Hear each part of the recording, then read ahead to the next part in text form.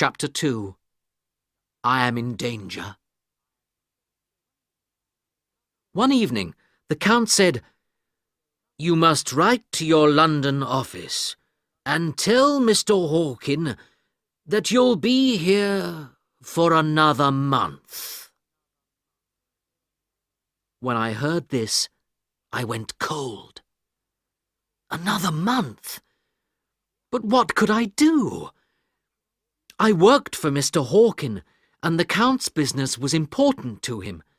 So if the Count needed me, then I had to stay. I wrote my letter, but I knew that the Count planned to read it. I could not tell Mr. Hawkin that I was a prisoner in Castle Dracula. That evening, the Count did not stay and talk with me, but before he left the room, he turned to me and said, "My young friend, sleep only in this room or your bedroom.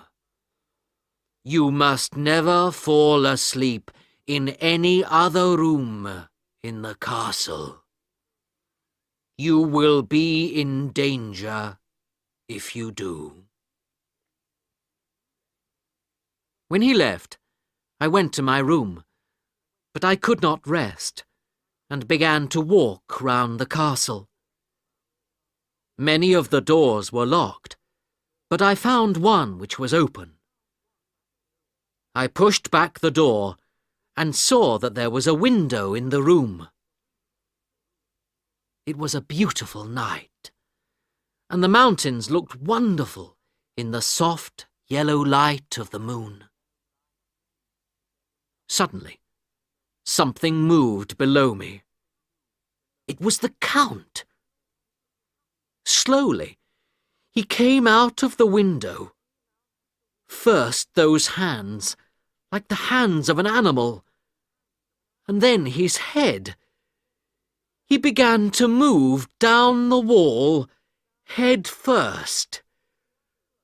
With his black cloak around him, he looked like a horrible black bird, and my blood ran cold. What was Count Dracula? I shivered and sat down for a minute. The room was warm and friendly.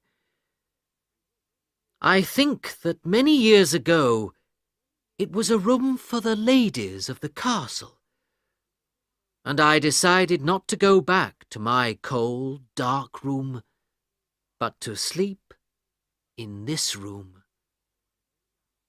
So I lay down and closed my eyes. Suddenly, I felt that I was not alone.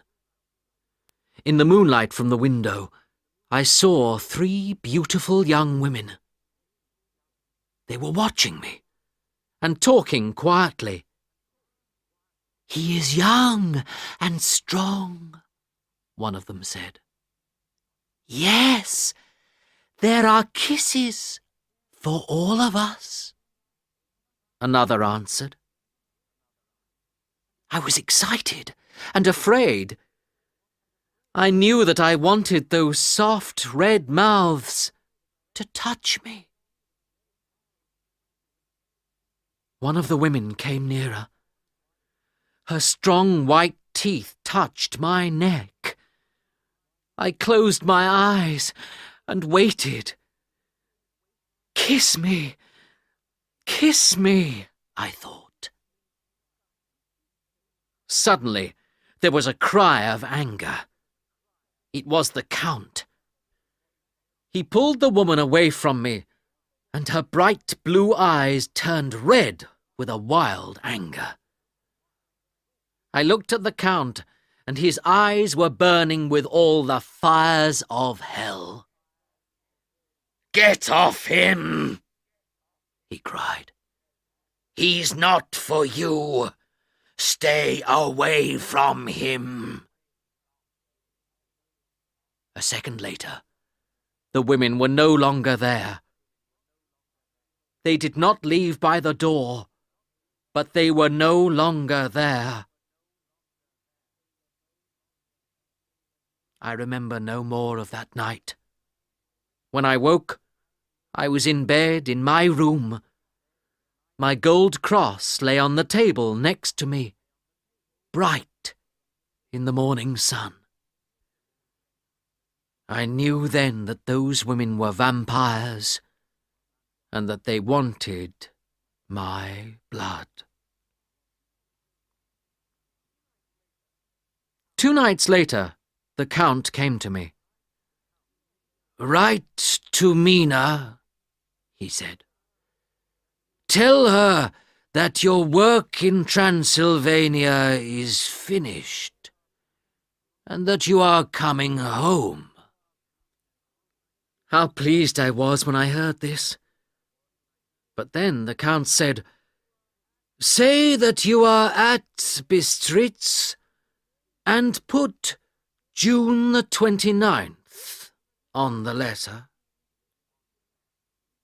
I shivered when he said this. I knew then that the Count planned to kill me on that day. What could I do? There was nothing. I could only wait and try to escape. But the Count took away all my other clothes and my travel papers, and he locked the door of my room. A week or 2 later, I heard noises in the castle, the sound of men working. "Perhaps one of them will take a letter out of the castle for me," I thought. But it was too late.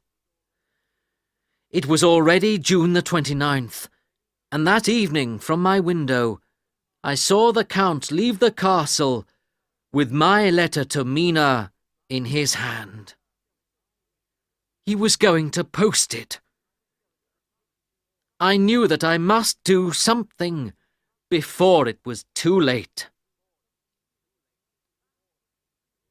Vampires can only come out at night, so I knew that there was no danger during the day. The next morning I decided to visit the Count's room to see what I could find. To do this, I had to get into it by the window. This was possible because his room was just below my bedroom, and there were little holes in the wall between the stones. I could put my feet in these, and I could use the heavy curtains from my window to hold on to. It was dangerous, but I had to try. Slowly, I moved down the wall.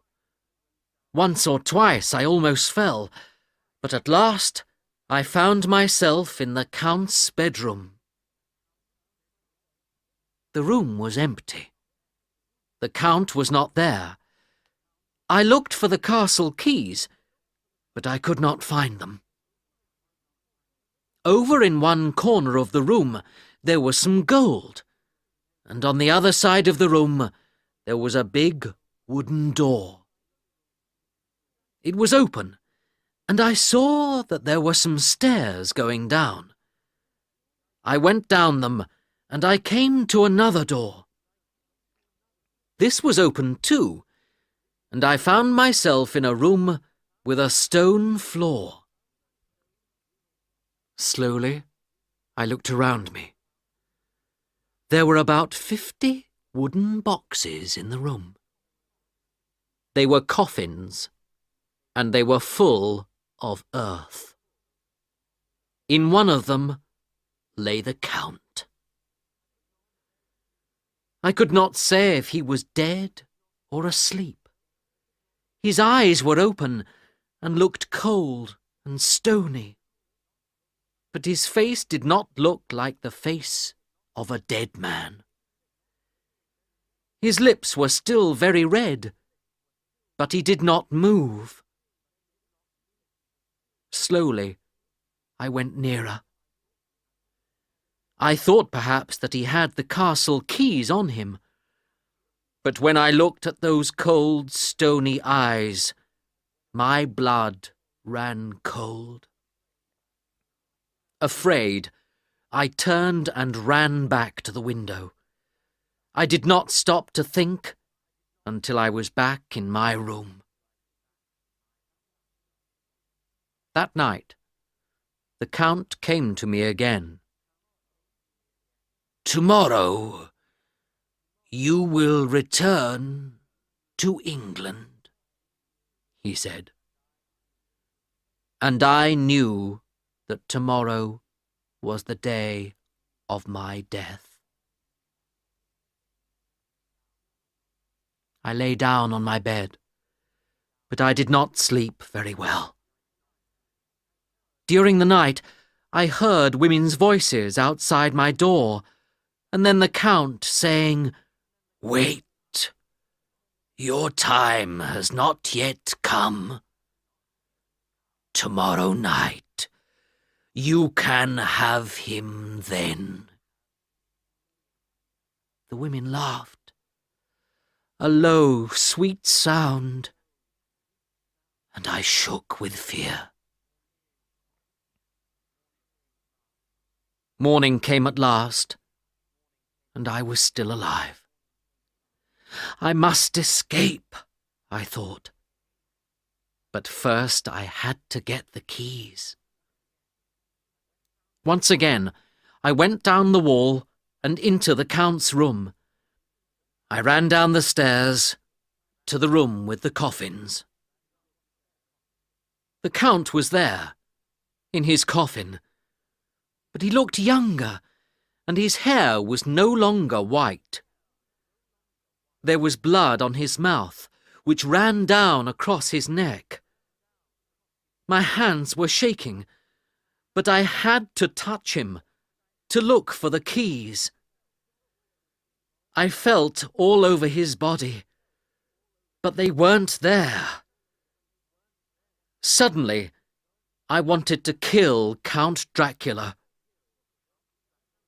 I took a workman's hammer and began to bring it down hard onto that horrible, smiling face.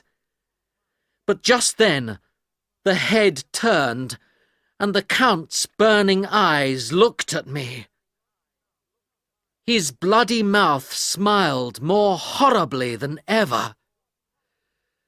I dropped the hammer and stood there, shaking. What could I do now? Just then, I heard the sound of voices. The workmen were coming back. I hurried back up the stairs to the Count's room. Below, I heard the noise of a key. The workmen were opening a door. So there was another door to the outside down there. I listened carefully and heard the sound of hammers. They were getting the coffins ready for a journey. Perhaps to England. I remembered the Count's words about his plans to visit my country. I turned to run back downstairs to find this open door. But I was too late. A cold wind ran through the castle, and with a crash, the door at the top of the stairs closed and locked itself. I could not get back down the stairs. Soon, I saw from the window the heavy carts full of coffins, and the workmen drove away. I was alone in the castle with those terrible vampire women. While I was writing these words in my diary, I decided what to do. I must try to escape. I shall try to get down the wall outside. The window is high above the ground, but I have to try. I shall take some of the gold with me. If I escape, Perhaps it will be helpful later. If I die, it will be better than the death that waits for me here. Goodbye, Mina. Will I ever see you again?